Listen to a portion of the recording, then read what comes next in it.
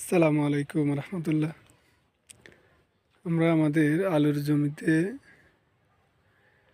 আসছি যে আলুতে কোনো সমস্যা হয়েছে কি না, সব কিছু ঠিক আছে কি না। আলহামদুলিল্লাহ, আমাদের আলু, যেহেতু আমরা এবছর পরীক্ষামূলক চাষ করছি, আলহামদুলিল্লাহ অনেক কিছু অভিজ্ঞতা বাড়তেছে। আজকে আবহাওয়াটা খুবই খারাপ। আজকে এখন প্রায় 12:30 মতো বাজে। এখনও মনে হয় যে সকাল 6টার মতোই। এখনো সকালবেলা থেকে সূর্যই দেখি নাই। আমাদের এটা আলুর জমি। আমাদের এখানে 1 বিঘা জমিতে আমরা কি কি লাগিয়েছি আজকে আপনাদেরকে আমরা দেখাবো। এটা হচ্ছে আমাদের পরীক্ষামূলক আলু চাষ। আলহামদুলিল্লাহ এখনো পর্যন্ত ভালোই দেখতেছি। যদি কোনো আলু চাষ করেছেন, এরকম অভিজ্ঞ ব্যক্তি থাকেন, আমাদেরকে পরামর্শ দিবেন যে আমাদের আলু গাছের কখন কি পরিচর্যা করা লাগে।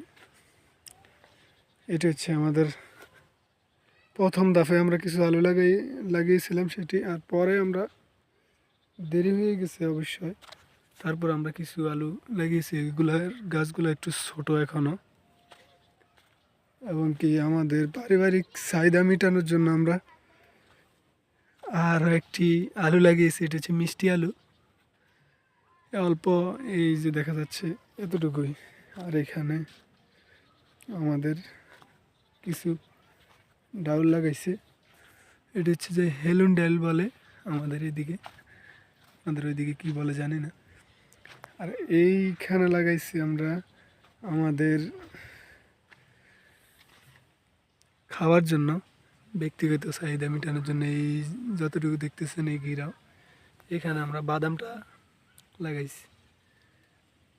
যে বাদাম অনেকগুলা ইঁদুরে খেয়ে ফেলছে উঠার সময়। আলহামদুলিল্লাহ তারপরেও ভালোই। এখন আমরা এটার কোনো পরিচর্যা করি নাই। এই যে বাদামটা দেখতেছেন, এটা হচ্ছে বাদাম। এরপরে আমরা আরও কিছু জায়গায় আমরা রসুন লাগাইছি অল্প।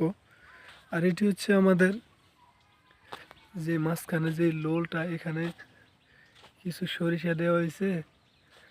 আর এইখানে যেই গাছটি দেখতেছেন, এগুলা হচ্ছে যে মিষ্টি জিরা নাকি বলে, আব্বু আনি ফালাইছে। আলহামদুলিল্লাহ গাছ দেখা যাচ্ছে, বাকিটা পরে বোঝা যাবে। এই যে দেখা যাচ্ছে জিরা, যে এইখানে লোলের মাঝখানে, এটাও বাদাম।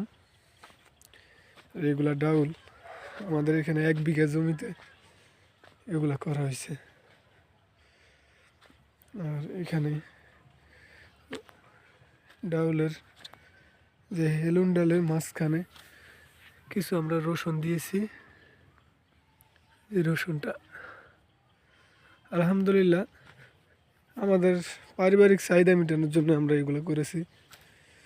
ইনশাআল্লাহ আগামীতে আশা আছে, যেটি ভালো হবে মাটির সাথে, ওই জায়গা ওই জিনিসটাই আমরা বাণিজ্যিকভাবে করব। এই যে জিরা, জিরা গাছটা দেখতে খুব ভালোই দেখা যাচ্ছে, ধনিয়া পাতার মতোই বোঝা যাচ্ছে, কিন্তু উঠছে যেহেতু বুঝতে পারবো আমরা কী পরিমাণ হয় কি বা হয় কি না। ইনশাআল্লাহ আপনারা আমাদের খামারের জন্য দোয়া করবেন, এবং যার যতটুকু জায়গা আছে চেষ্টা করবেন কিছু করার জন্য। যে এইগুলো হচ্ছে সরিষা গাছ উঠতেছে আমাদের কবুতরের এবং আমাদের ছাগলের, ভেড়ার। আমরা যে সরিষাগুলো খাওয়াই থাকি আমাদের নিজস্ব উৎপাদন করাই। আজকে এই পর্যন্ত। ভালো থাকবেন সবাই, আমাদের সাথেই থাকবেন। আসসালামু আলাইকুম, আল্লাহ হাফেজ।